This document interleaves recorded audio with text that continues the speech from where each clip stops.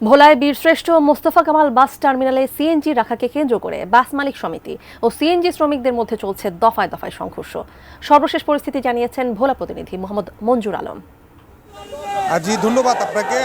আপনি জানেন যে গতকালকে সন্ধ্যার পর থেকেই ভোলার বীরশ্রেষ্ঠ বাস টার্মিনালে সিএনজি শ্রমিক ও বাস মালিক সমিতির মধ্যকার যে সংঘর্ষ সেটি কিন্তু তুখোর সংঘর্ষ হিসেবেই গতকালকে আমরা রাত্রে দেখেছি। দফায় দফায় সংঘর্ষ হয়েছে শ্রমিক এবং বাস মালিক সমিতির যে শ্রমিকরা রয়েছে সিএনজি শ্রমিকদের মধ্যে।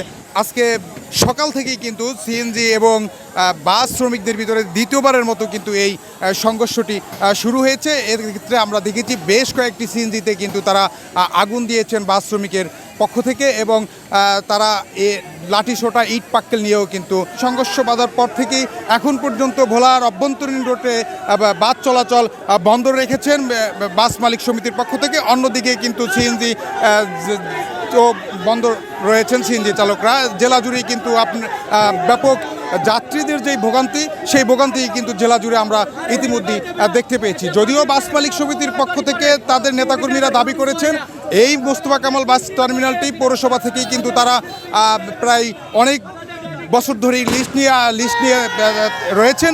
তারই পরিপ্রেক্ষিতে সিএনজি যে স্ট্যান্ডটি রয়েছে সেটি কিন্তু এই বাস টার্মিনালের সাথে সংযুক্ত। বাস মালিক সমিতির পক্ষ থেকে তারা দাবি করেছেন যে অতি দ্রুত সম্ভব যদি এই স্ট্যান্ড থেকে সিএনজি না সরে তাহলে এরকম সংঘর্ষ আসলেই চলমান থাকবে বলে তারা জানিয়েছেন। তারা আরও জানিয়েছেন এই সিএনজি ডিপোকে নিয়েই কিন্তু এই বাস টার্মিনালে বিগত বছরগুলো এরকম সংঘর্ষ দফায় দফায় সংঘর্ষের ঘটনাও কিন্তু এই বাস টার্মিনালে ঘটেছেন।